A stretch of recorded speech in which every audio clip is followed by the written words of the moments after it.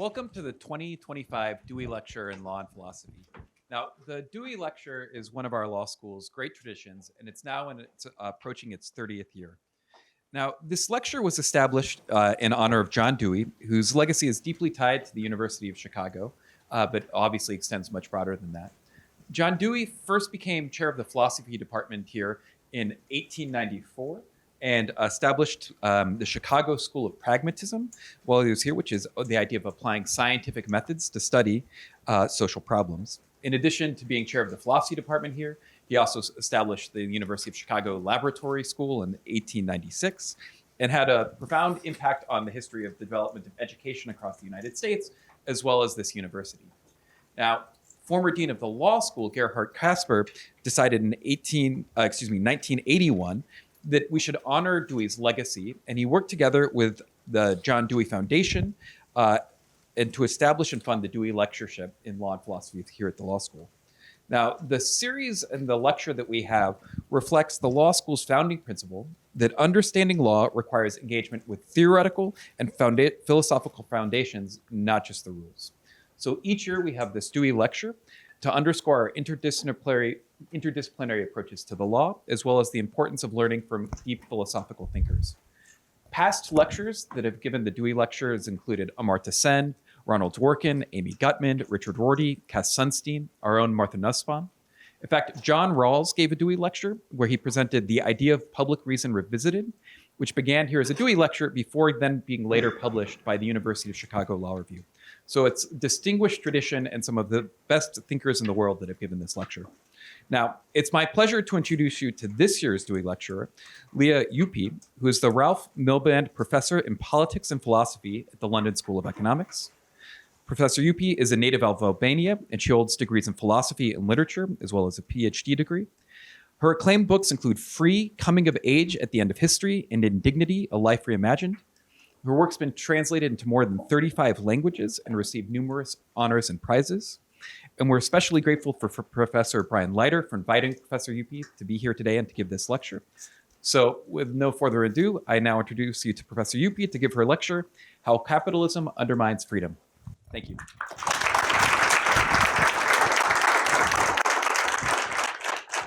Thank you very much for having me. It's a great pleasure and an honor to be here. And it occurred to me that I was coming to the University of Chicago to talk about how capitalism undermines freedom. I remembered the proverb, you don't mention the rope in the house of the hanged man.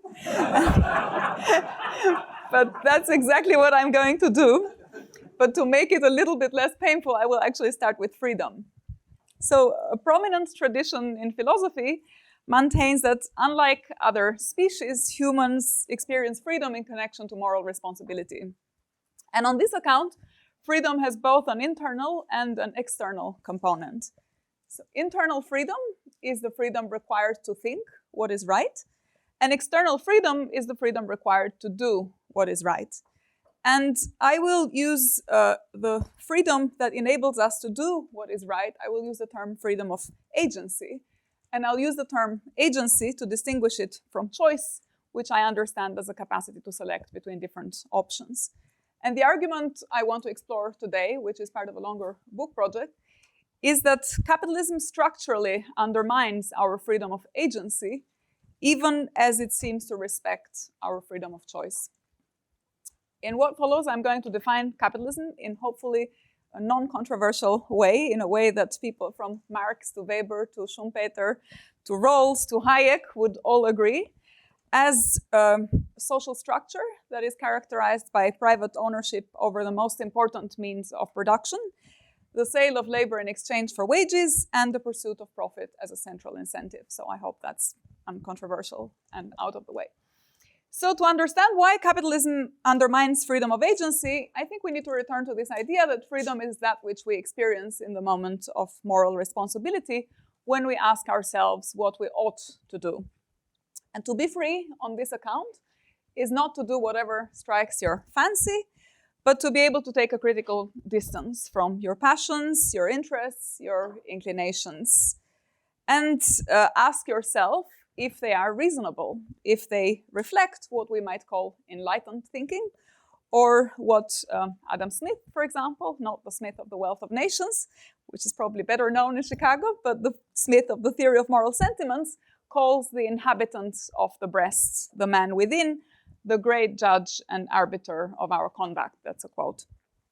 So literature and art, I think, are full of examples that explain this intuition and this distinction. Think about Don Giovanni, which in Mozart's opera is presented to us as a character whose passion for seduction turns out to be not liberating, but a case of tyranny of the instincts. Or think another familiar example from literature, Charles Dickens' novella, Christmas Carol, which begins by telling us about Scrooge, a character who finds Christmas oppressive and thinks of the accumulation of money as freedom. So Scrooge at some point asks his nephew Fred, "What's Christmas time to you but a time for paying bills without money, a time for finding yourself a year older but not an hour richer?" But actually, by the end of the novella, as you know, Scrooge discovers that his passion for money was not freedom, but addiction, and that he has missed out on more valuable things like community and solidarity and human connection. So this capacity to take a critical distance from ourselves and our immediate preferences is, I think, a core aspect of this distinction between apparent and authentic freedom.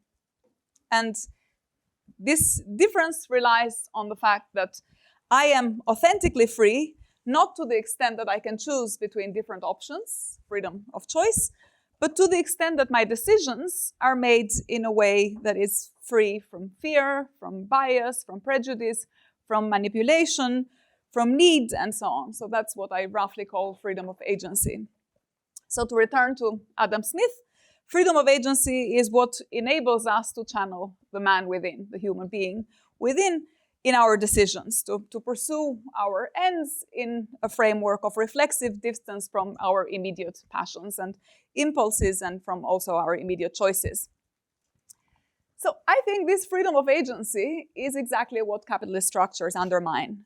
And to start explaining this point, it's worth thinking about tensions in the experience of freedom by thinking about the different ways we talk about freedom. Or to put it in a different way, we can start by thinking about the contrast between the freedom of agency, that is the heart of my analysis, and the way in which capitalist structures undermine this freedom of agency by conflating it with freedom of choice. So think about a very prominent and also controversial example, freedom of movement, and why it's so controversial in political discourse. So when J.D. Vance and Donald Trump call for crackdowns on immigration, they see the problem of immigration as one of choice, the choice to go from place A to place B, and a choice that is made within an institutional framework based on which those who cross borders in an unauthorized way act wrongly, break the rules, violate the law. Why? Because irregular migrants, they say, violate the law, break the rules, and jump the queue by imposing themselves unilaterally in a host community, straining the resources of liberal states, or making, broadly speaking, the wrong choice when institutional rules in which other choices are also possible seem to exist. So on my account of freedom of agency, the problem posed by migration is not the problem of the choice to go from A to B, but the question of how it relates to the capacity of agents to set and to pursue their ends in a world in which everyone has the same ability. And here, as I will say in a minute, structural constraints play a really crucial role in enabling or disabling this capacity for agency. Actually, if you think about migration as just a problem of choice, so not a problem of agency, Vance and Trump might be right. At a very superficial level, the migrant who pays a smuggler to cross the Mediterranean or to cross from Mexico to the United States does have freedom of choice. So, in other words, they can pick between different options. Think about choices, different options. He can pick between option A, to stay at home, option B, to pay someone to cross the border irregularly, option C, to apply for a visa and wait for this visa to be granted, option D, to be doing something else. So not just one choice, but four choices. But the question is, does that migrant have freedom of agency? Can that person set and pursue their ends in a world where justified ends are pursued in connection with the actions of other people? So an appropriately reformulated analysis of freedom of movement, understood as freedom of agency, would say the following. Would say the problem of irregular migration is not that it reflects a wrongful choice, as Vance and Trump would say, but it's that, and it's also not that it violates an unconditional right to migrate, as many liberal critics of Vance and Trump would say. So not that it's another choice, whereby of the 4 options to choose, you must give priority to the option to cross the border. That's what the argument from freedom of movement, from the liberal argument from freedom of movement would say. The problem needs to be raised in a context in which we reflect on agency and on the freedom of agency within background structural constraints. In other words, the decision to move is made within a background of rules that may hinder agents' freedom of agency. Or to put it even more simply, if I am hungry or sleepy or fearful for the future of my children, there is no context in which I can pursue my moral ends, in which I can make moral decisions, in which I can think about freedom of agency based on the moral compass of this man within that I started with, Adam Smith, or in my words, do the right thing. The context in which I can do the right thing is very, very restricted. And in other words, there's a problem with freedom of agency, even though there might be a lot of options, and so there may be a lot of freedom of choice. So I started with migration because it's such a salient issue in contemporary liberal democracies, but also because it's a good prism from which to explore what is wrong with prevailing outlooks on freedom that seem to fail to pay attention to this difference between agency and choice. And now, of course, it's almost trivial to say that human beings are integrated with each other and that we can see the effects of a system of rules imposed in one part of the world on the lives of another part of the world. And it's also very obvious that the effects of migration in both receiving societies and sending societies are actually not really questions of movement and membership, where they strike us as problematic, but rather a reflection of a wider distribution of responsibility and of wider global injustices. So the question of migration is not really the question of movement, it's a question of injustice that triggers certain kinds of migration, and in the problematic instances, migrations that are asymmetric, usually from the south to the north of the world. So when I say that we're all integrated with each other in these global structures of responsibility, I don't mean to say that we're just empirically integrated, that we use the same brands of phones, or that we watch the same news, or try to impress each other with selfies on the same social media platforms. I mean that we're also integrated in an epistemic way. We're integrated in our thoughts, and that we share the world in this epistemic way. And so the idea that you can actually just close borders or realize freedom in one context without thinking about the implications of those restrictions in another context, or you can isolate one state or one group of states from what happens in other groups of states, seems to violate this basic insight of freedom understood as a relationship of moral responsibility. And that's the thought that I hope to unpack in the rest of my lecture.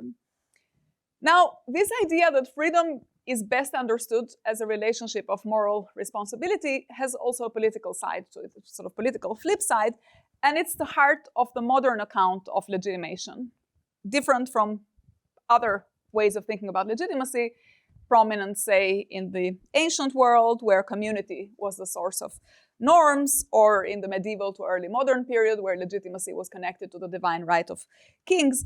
And this idea of legitimation, which has as its basis moral responsibility, which we have now inherited in the modern period, also explains why in circumstances of emergency, for example, it's the states and the states only that has authority to suspend or to restrict certain fundamental freedoms that it is actually there to protect. So the freedom to move or to associate with others or to vote in elections. And we have seen this, for example, during the COVID pandemic, that it's one thing if the state tells you not to do certain things, and it's another thing if those who protest against the state rebel for more individual or personal reasons.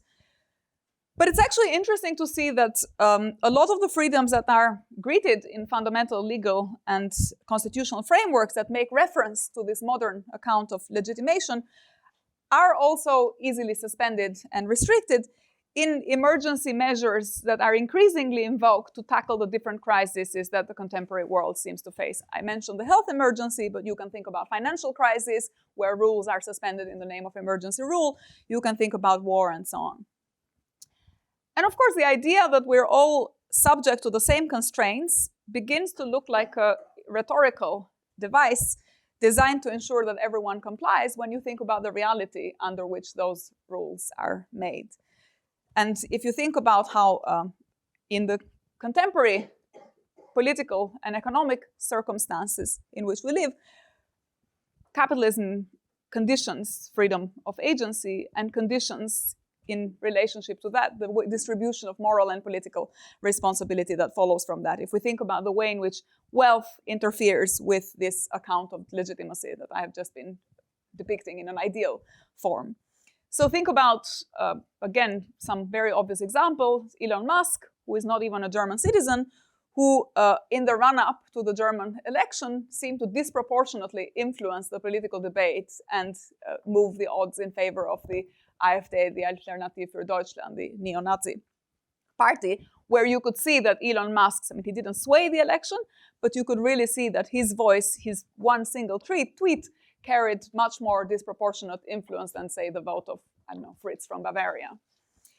So again, think about when it comes to the core functions of the state, which we think of as defense and protection of freedom from fear. Think about the way in which critical defense infrastructure and surveillance technology increasingly is handed over to private companies. In July 2025, for example, 75 procurement agreements of the US Army and a $10 billion contract were handed over to, in one of the kind of largest US military history operations of contractual procurement, were handed over to Palantir Technologies, run by Peter Thiel, who incidentally doesn't think, and I quote, that freedom and democracy are compatible. So all these elements, I think, speak to a more general concern and general question concerning the liberal capitalist understanding of freedom, or the shape of freedom under liberal capitalist conditions, and its relationship to both choice and agency. Because liberals have historically, traditionally, and for very good reasons, tried to limit the power of the state, of religious authorities, of any other form of collective organization that was not responsive to this democratic accountability mechanism that I have just been describing, and when it threatened this relationship of responsibility that we understand by freedom. But the problem was that in its effort to disperse the traditional authority of the clergy or aristocracy or any other unaccountable institutions, in the transition to a different mode of economic organization, the project generated its own distinctive pathologies, its own distinctive structures of oppression, and its own set of fears and unfreedom. So capitalist power structures, and I will explain this in a little bit more, are anonymized rather than personal, and they are spontaneous rather than planned. It's not a top-down hierarchical exercise. And the psychological attitudes that they breed are ones that consolidate selfishness and indifference rather than outright aggression. But that doesn't mean that the threat to freedom that comes from liberal capitalism is any less concerning or any less pervasive than the choices that capitalism promises to give you and to fulfill. And if anything, it can be more pernicious, because where power is connected to money and is spontaneous and anonymized, it's even more difficult to fight. And in some ways, my thought here is the exact opposite of Hayek's, who thought that in a spontaneous order like a capitalist market in its ideal form, you would realize freedom. My argument here is that actually a capitalist market, the more it approximates this ideal form, the more it undermines freedom. So let me unpack this argument a little bit more. I was recently at an Albanian dinner party, and I was talking to a prime minister, my country, Albania, and I asked, I don't understand why we have these ridiculously low taxes in Albania and why we don't have proper unions that can defend workers' rights. And I said, look, I mean, the whole country is dominated by oligarchs, and working people have to leave the country because they don't earn enough money here, and so they have to go to the UK on diggies, and then they are there fought by the UK conservatives and criticized for being smugglers and criminals and so on. And then people there complain about Albanian migrants crossing the border illegally on small boats and stuff. And I was saying, you know, why can't we just have a better tax system? And he said, well, actually, these are all great points, but if we tax too much, businesses will go to Serbia. And if we don't have enough investments, the state can't even pay for the basic functions that it needs to discharge, like healthcare or education or infrastructural maintenance work or whatever minimal social services is still providing. And it actually can't service its international debt in a way that can keep its credibility going with financial indexes, market rating agencies, and the like. So he turned to the high-profile businessman that was sitting right next to him on the same table. And so he said to me, don't ask me. I'm not the boss. Ask him. He's the real boss. This was one of the main bosses, one of the kind of main oligarchs, at which point I turned to this Albanian oligarch and I say, so why don't you pay your workers properly? And why don't you accept to be taxed so that people don't have to, why don't you pay them? Why do you keep threatening the state to take your business to Serbia? And he said, well, I'd love to, but it's such a tough environment out there. And, you know, productivity is declining. COVID was a mess. And if I do what you say, I won't make any profits. And if I don't make any profit, I won't be able to innovate. And if I don't innovate, I can't keep up with the pace of change, and I will just go bust. And someone else will exploit the workers anyway, and I will become a worker instead of being someone who actually owns the means of production. So then he tried to explain how his company was competing with German companies in the global market, and if he started paying the workers properly, instead of helping them, he would actually soon become one of them. So he would lose even the choice that he had. So he said, ask the Germans. And then I ended up in Germany asking the Germans, and they would tell me, ask the US. And if I ask the US, they say, ask China or someone else. But it seems to me that all these examples explain why capitalist unfreedom needs to be understood as a structural unfreedom. And that's because focus on the social structure is useful to explain actions that aren't reducible to what such and such individual did within that structure, or to transactions or intersubjective relations between different agents within that structure, as is the case of when you sign a contract or when you make a promise and so on. And where actually larger patterns that tend to transcend these transactional interactions between agents also have to be taken into account. So when the politician and the oligarch that I just mentioned say that they would love to help the workers, but they can't, they are drawing attention to the limitations of both individual and intersubjective explanations of their behavior, and they're referring to a broader framework of circumstances with which their eventually wrongful behavior, and they know it to be wrongful behavior, ought to be analyzed. So structural norms establish the background patterns against which the behavior of typical people like them is the source of decisions concerning a typical conflict, like the kind of conflict that they find themselves in their everyday work. But the problem is not the businessman as such, and is not with the politician as such. And it's also not really about what they feel and what they think. It's rather about what someone in that social role must feel and must think to discharge the kinds of responsibilities that come with that social role. And that's because their judgments and their actions are informed by this implicit reliance on a opaque but very powerful system of scrutiny, which is a sort of invisible authority that informs the rewards and sanctions their conduct.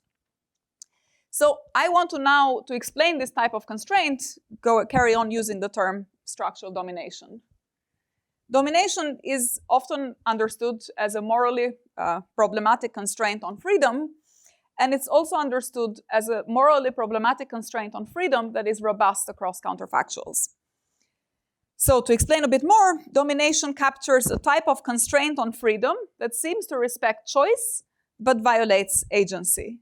Oligarch, for example, can choose whether to sack or not to sack the worker, but he doesn't really make that decision under conditions of autonomy, under conditions where freedom is robust across these counterfactuals, but out of fear of losing his position of competitive advantage in the market, under what we might call a structural constraint.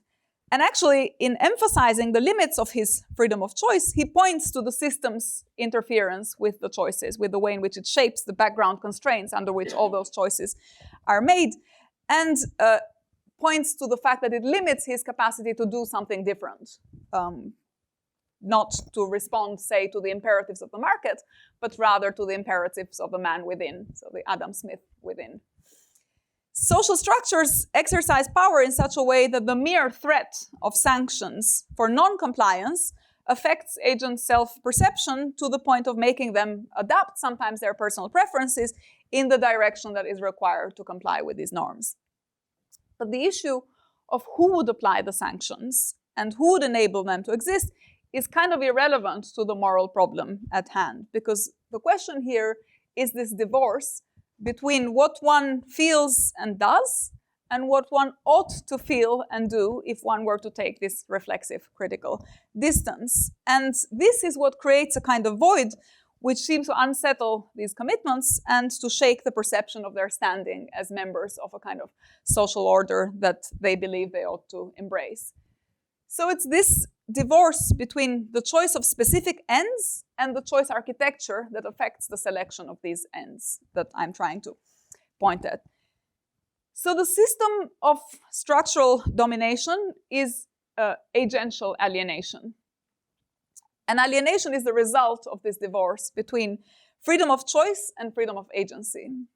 It's characteristic of a condition in which there is a scrutiny of the meaningfulness of the social position that one occupies because of this reflexive distance that the agent is able to take, without necessarily having the freedom to make the rules, paving an alternative course of action. And so, as I said, it's symptomatic of a certain restriction of freedom where the mere threat of being sanctioned for non-compliance with background laws and structural norms is actually sufficient to paralyze, in many cases, the disposition to resist and to change these norms.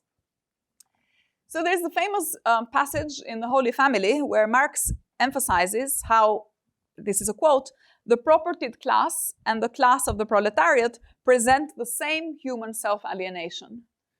In other words, he says, under capitalist conditions, both the capitalist and the worker are alienated.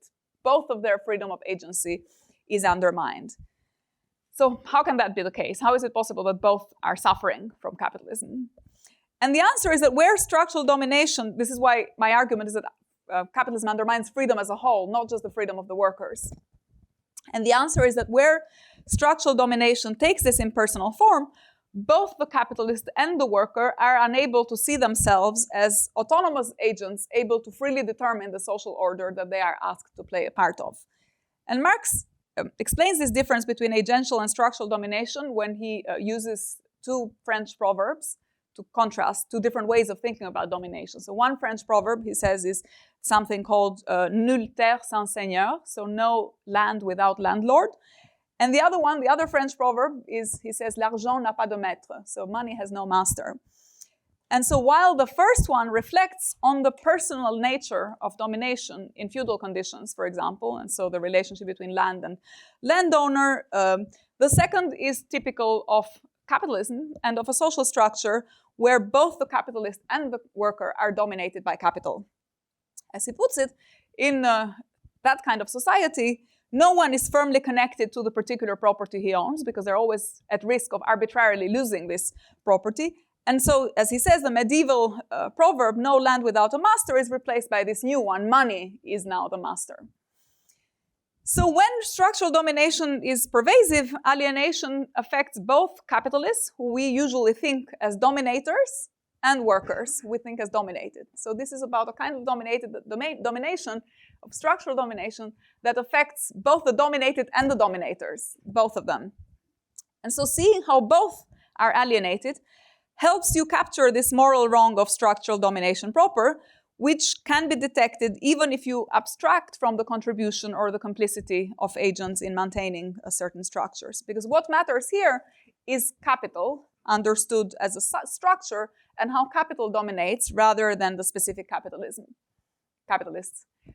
The domination of the workers by capitalists is a secondary derivation of a primary wrong, which is the domination of capitalists by capital, and of workers, of course, as well.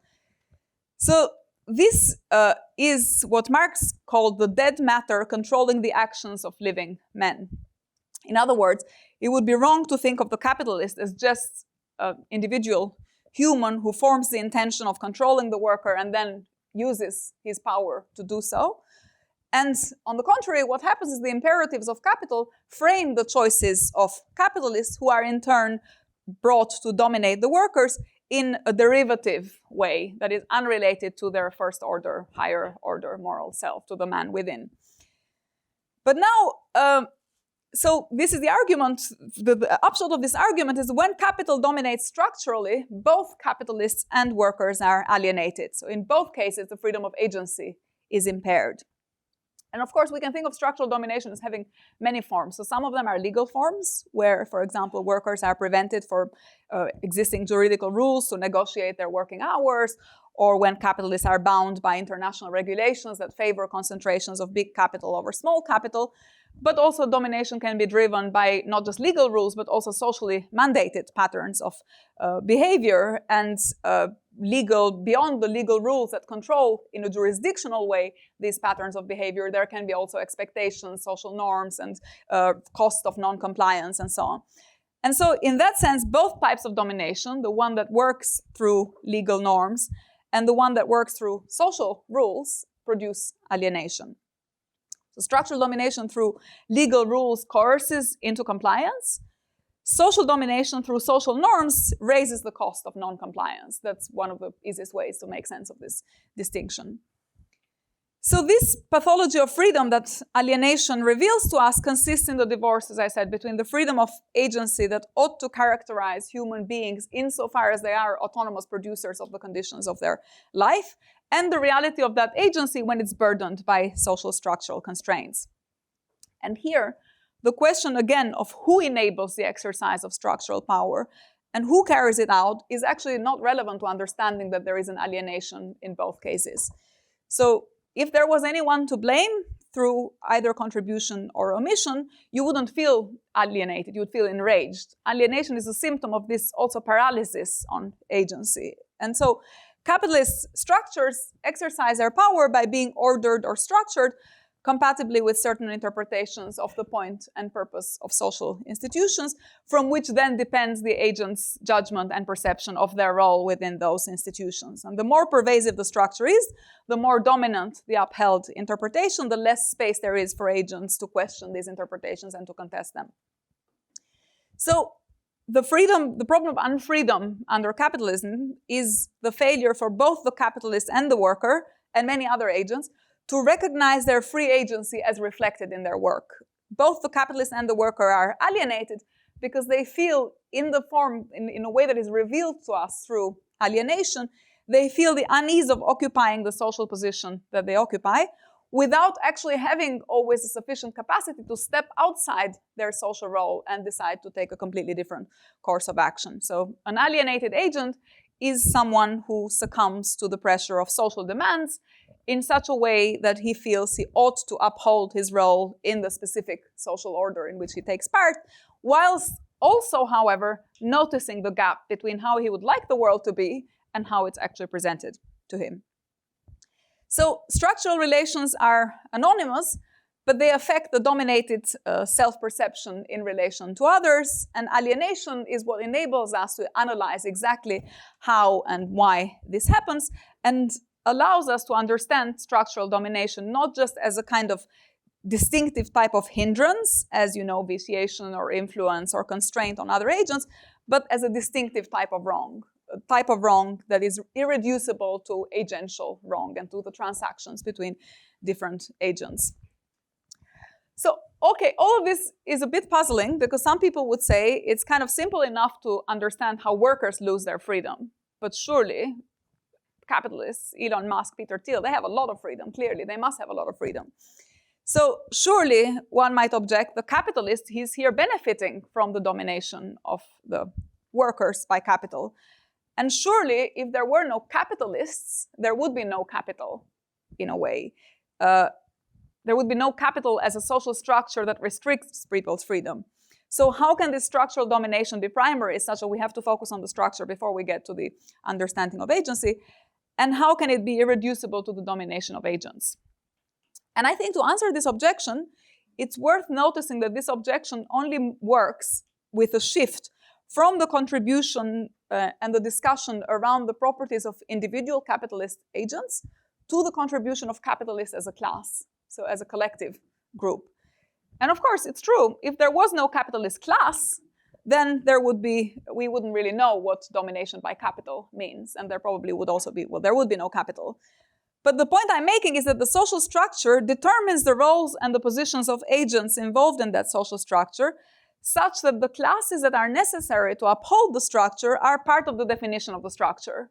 And so if we emphasize that the structure wouldn't really exist without the agents upholding the structure, without the agents with the intention of confirming their loyalty to the structure, we would actually just repeat a tautology, because it goes without saying that the class of agents is what holds the structure together. And of course, talking about capital would be meaningless if there was no capitalist class. But it would also be meaningless if there were no factories, no banks, no asset management companies, no credit cards. So the capitalist class, just like the banks and the factories and the asset management companies, are all essential to understanding capitalism for the structure that it is. And the fact that specific capitalists perform social roles that allow the structure to produce those roles is actually not much more relevant to the moral analysis from saying that there are banks and factories and so on that enable the structure to perform its social role.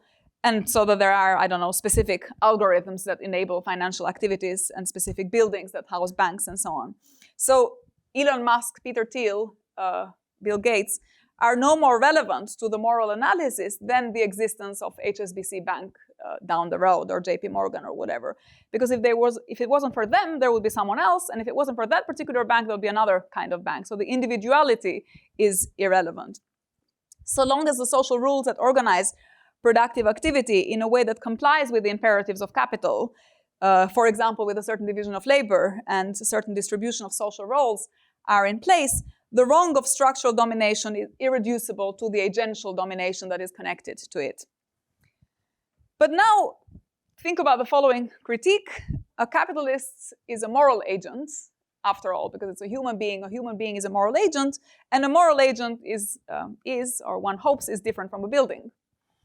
So, being a moral agent who can make moral decisions, the capitalist could, if they wanted, withdraw their support to the structure. And if all capitalists did this, the structure would no longer be there. And of course, this is also true, but again, it's true in a very trivial way, because merely highlighting that there would be no capital without capitalists doesn't really add anything to the moral analysis of structural domination as a primary wrong.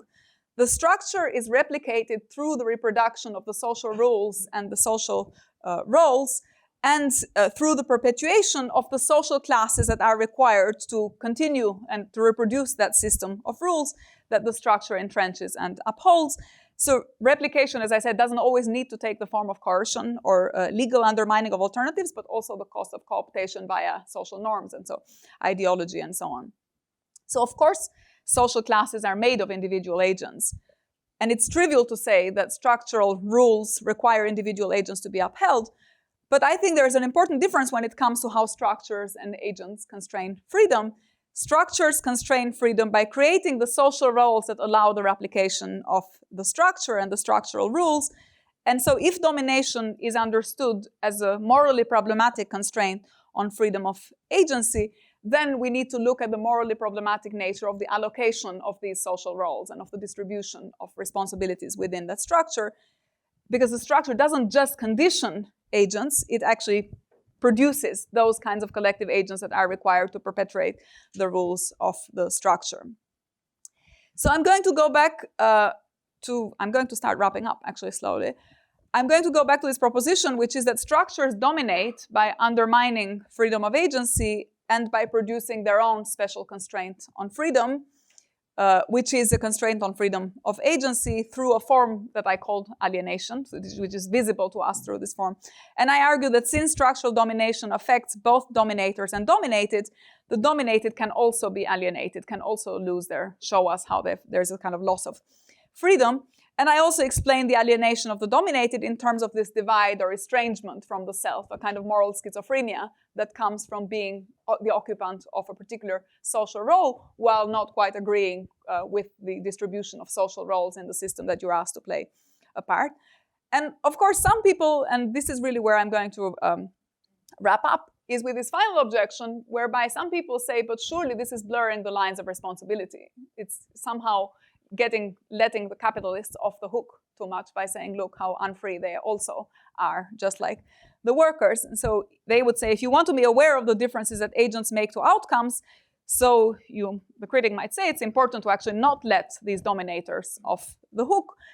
But notice that actually nothing I have said denies that there are essential differences in the positions within the social structure of the workers and the capitalists, or that there may be different degrees to which they reveal alienation, or different degrees to which they recognize this divorce between their social position and their man within. The structural approach rather is there because it orients you, it suggests a different kind of critique, one where it shifts the focus away from ethical business, individual responsibility, nice mode of consumption, for example, and makes you reorient attention and redirect attention to the analysis of social roles as they are generated and produced through structural domination. So I think rather than absorbing dominators and absolving the capitalists, my analysis of structural domination actually opens up to a different kind of critique, which is one that emphasizes the contribution of classes rather than individuals, and that redirects the lines of critique away from individual claims, rule of law, emancipation through the law, membership type arguments, to arguments around how we should best diagnose and understand global injustice, and to a way of thinking about collective responsibility within that alternative diagnosis of global injustice.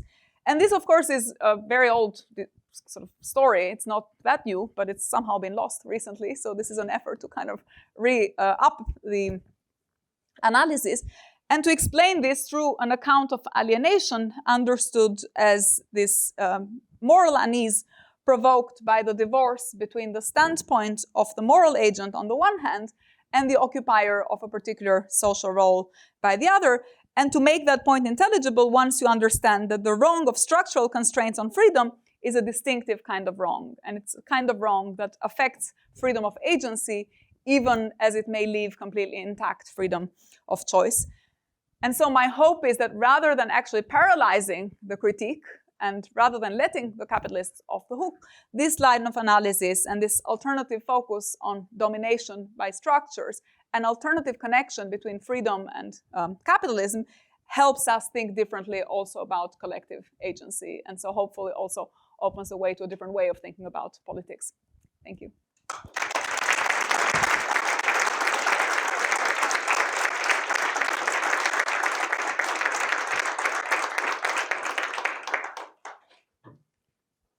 We have about 20 minutes for Q&A. Are you going to moderate? I think you just call people yourself. Okay. Very good. Yeah, go ahead, Beth. So I wanted to ask you, first of all, thank you for that. That was a tremendous Dewey lecture, for sure. So I wanted to ask you about a place you didn't go. So you told the story about the dinner with the prime minister and the oligarch, and then you spun out the structural constraints because your focus was on the way in which alienation affects capitalists no less than workers.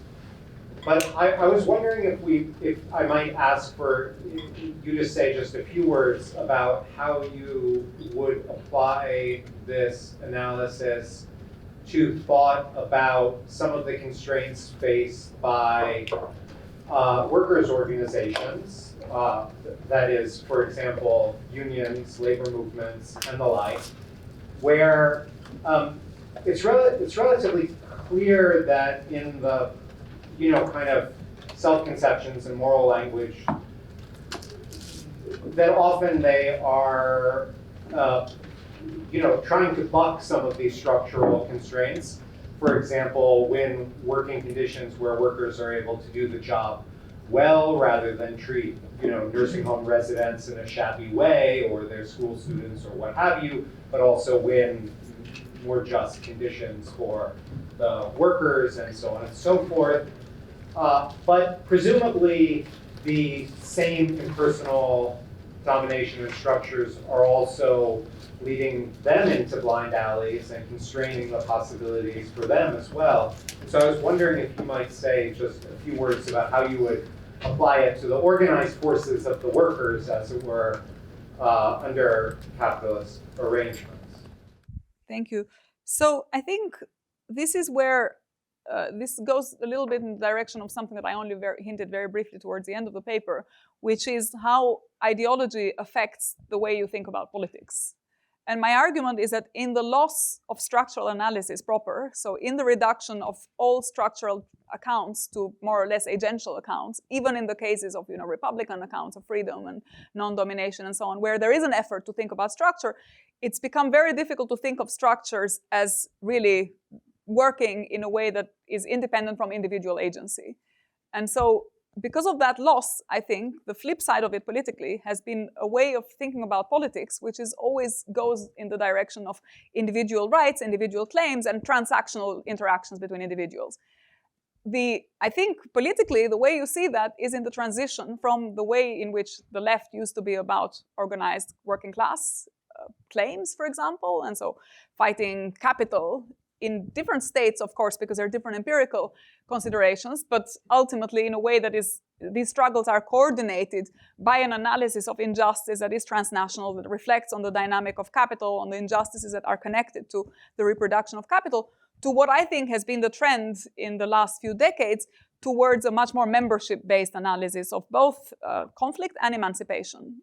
And so where the claim of the left is emancipation through the rule of law, through the system of rights, through social justice, through egalitarian struggles, but all contained within a nation state. Because that's where, in the nation state, that's where the site of agency is the individual, the empowerment of the individual goes via the system of legal claims and rights, and there is very little effort to think about a type of injustice that might be very difficult to capture if you're only focusing on an analysis that takes those lines. So the way I see it is in this transition in the 80s, there's a kind of philosophical story and a political story, but I always think philosophical stories and political stories go together. It's not that, we just produce ideas and then there is completely disconnected from what goes on in the world. I think in this transition to, as I say, emancipation through the rule of law, through membership claims, there was the loss of organized movements, unions, and basically organized labor movements that would take a different critique of society and a different critique of globalization, and one that is irreducible, for example, to the cooperation between nation states or to corruption within the nation state. I mean, where I come from in Albania, Eastern Europe, it's the whole reading of what goes wrong with capitalism is corruption. And the absence of that sort of structural analysis means that then the sites of empowerment are completely disempowered and completely disoriented because you don't have the right narrative and the right diagnosis of what goes on actually in the world. So I'm hoping that part of the political point of this paper is to say, look, we're missing something in this relation, in this discussion between structure and agency, and we need to go back to rethinking structure in its relationship to freedom. And with that comes then a different ways of thinking about politics and political movement. So this is also going back to the dinner party example. So it seems like that what that example is saying is that people, the oligarchs, the prime ministers, aren't able just to unilaterally set prices in a capitalist system. Right? In other words, as we all know, in a capitalist system, if you ever try to set prices that are either above or below the equilibrium price, supply and demand don't meet, it doesn't work. So you can't just unilaterally set it, right? But what you seem to be implying throughout the lecture is that there's some alternative universe in which you can set prices that are out of step with the equilibrium and increase surplus. And I just can't think of any example in history where this has worked very well. To just think that we can deny the reality of these structures as you put them. And what's notably absent from your lecture are examples from non-capitalist economies where things seem to be working well. And for instance, your examples like the US migration or Germany migration, the US and Germany have the highest net migration in the world. People come and no one leaves. And so the examples of the economies where you lose agency are the ones where people are wealthy and choose to stay. So what's the example where you can actually set prices out of step with equilibrium and have it work? Well, I'm not sure I have a theory of how you can set prices out of equilibrium because I'm concerned with freedom. And so my point is that if you care about freedom, if you care about agency, if you care about moral responsibility, then the counterfactual is not what is an existing alternative system, is what kind of critiques of the system you need to set in motion politically such that then alternatives begin to emerge through democratic movements, through pressure on ways in which we think about capital and so on. So I don't feel I need to have the recipe for the cookshop of the future to kind of, and you need to have a concrete example of where does this work, where does it generate surplus. Rather, what you need is a critique of what's wrong in the world in which we live, why it's generating those kinds of injustices that we're all concerned, why it's contributing to, I don't know, from environmental breakdown to these asymmetries of wealth and power between the north and the south of the world, why is it producing you this account of flawed globalization, and what could be a type of critique that you need to set in motion a rethinking of reform of international institutions. And I worry that the question of, how can we increase the surplus, it's sort of very far downstream from this initial question that I'm thinking about. Because when you're doing political theory, you're thinking about what are the normative critiques of institutions and how do you create a critique of existing institutions such that you can then generate the democratic resources to then change the institution. And you can't, I think, block the philosophical question with the more technical, specific question of the surplus. Well, brief response, which is, it seems in this lecture what you're doing is actually making a causal claim.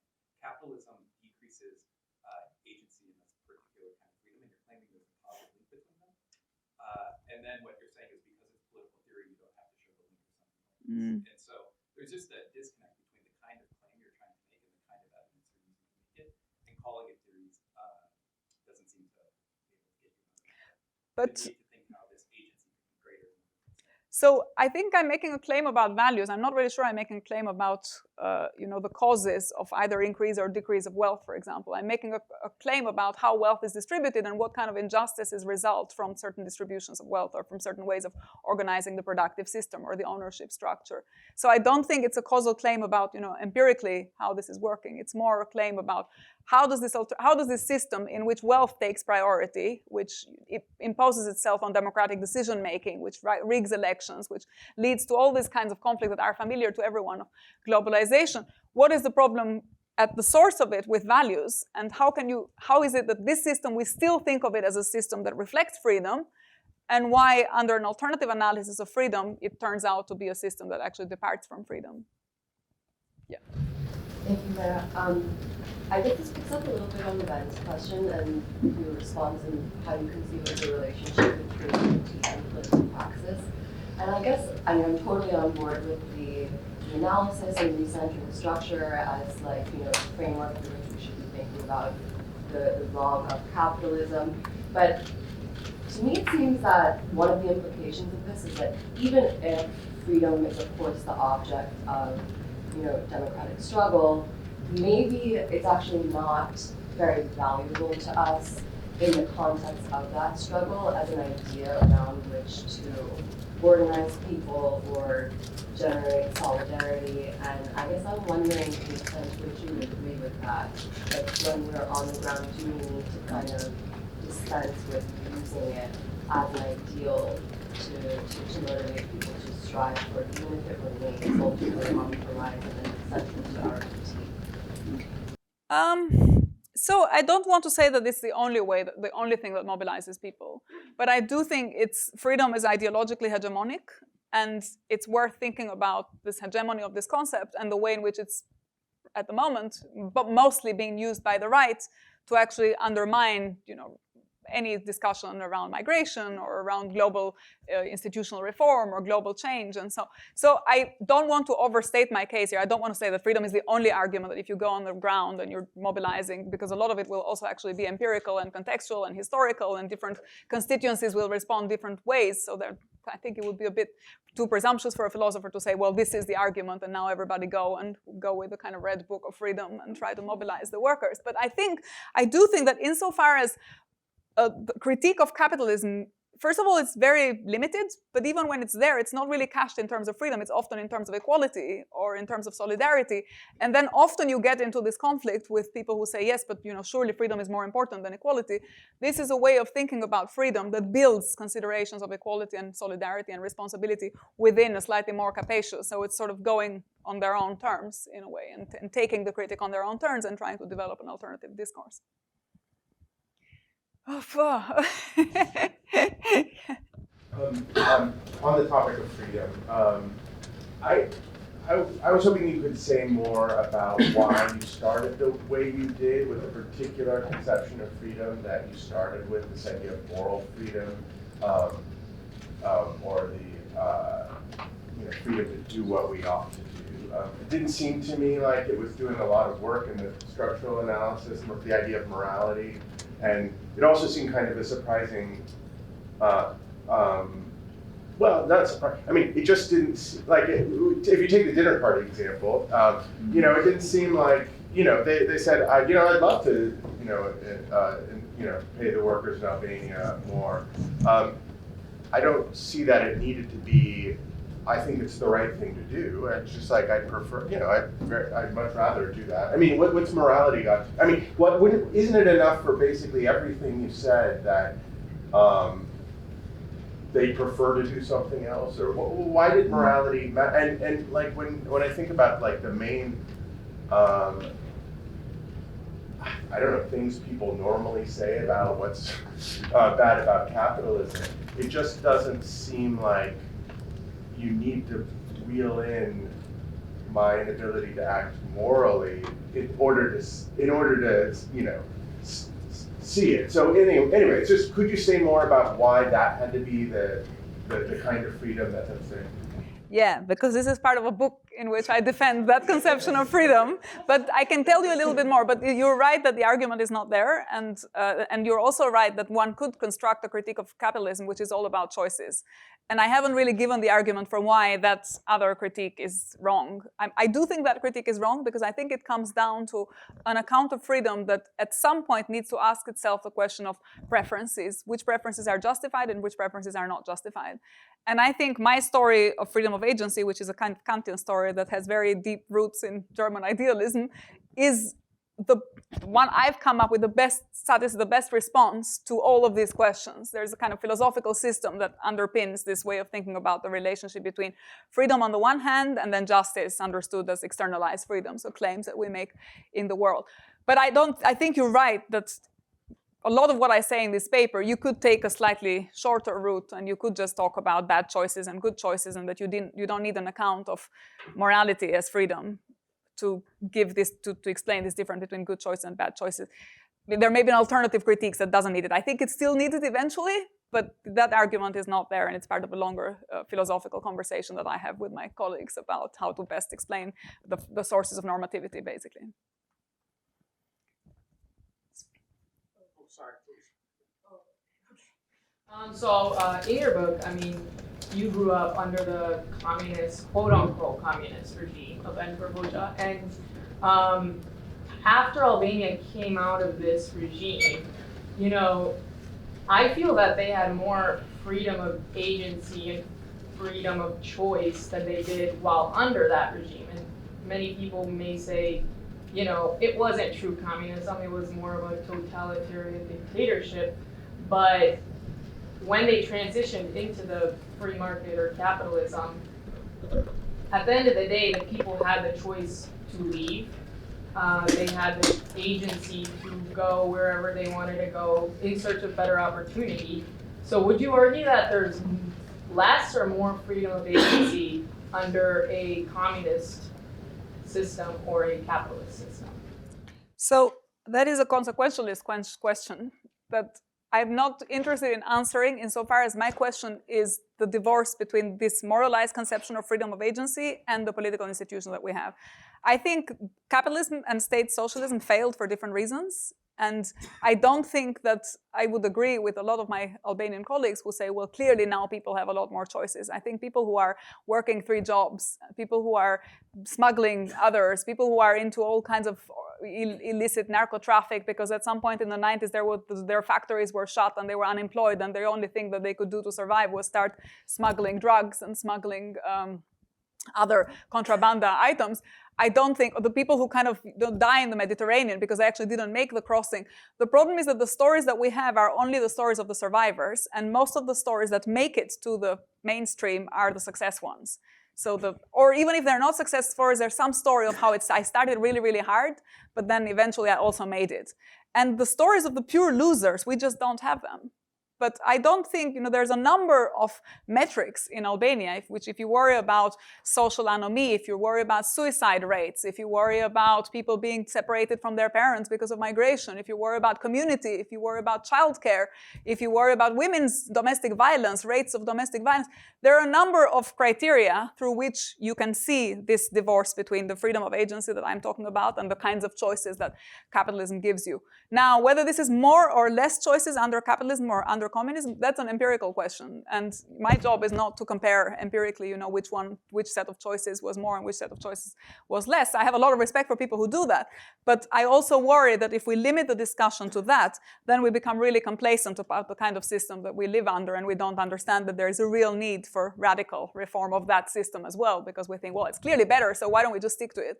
And I think we shouldn't stick to it. I think we should change it. And the constraints and the opportunities for change within the global architecture are very, very limited, especially for a place like Albania, but also even for stronger countries. But for countries like Albania, they have zero chance to do anything. So I think we have time for one more question. Yeah, the back. I'm wondering what you make of the migration from left to right in terms of our political spectrum of some of these concerns with this sort of coercive capacity of capital. Like, I get the sense from the talk that you're a little bit cagey about the ways that maybe the right wing wields this critique, or you think they do it in a sort of dishonest way.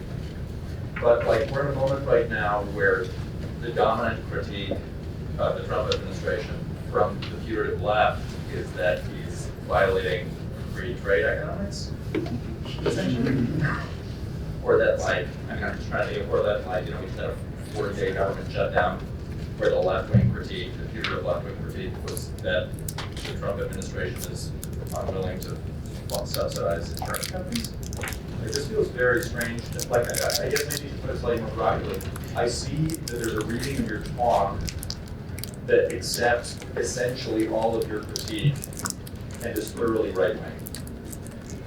And I'm wondering if you agree with that. Yeah, so actually, I think the Trump and the right-wing reading of the problems of globalization is actually a very well-known one. So in the 18th century, Fichte writes a book called The Closed Commercial State, which is all about the pressures of commercial globalization and the development of commercial society on states and on their capacity to actually deliver on rights or justice or freedom or whatever for their citizens. And so he says what we need is actually the closed commercial state. In other words, a state that kind of entrenches itself and isolates itself from this pattern of globalized. And I think in the absence of a left critique of globalization and of an alternative story of how you can have global institutions but that still deliver on freedom and on justice for everyone, it's very obvious why the closed commercial state becomes the only option out there if you're interested in changing the system, but also if you're actually someone who is experiencing the failures of the system in your daily life. Because I think the people who go to the right, who find options there, they're not stupid. I mean, it's sort of, there's clearly a story there about self-interest and the diagnosis of the injustice, the problems of the world, that then draws a certain constituency.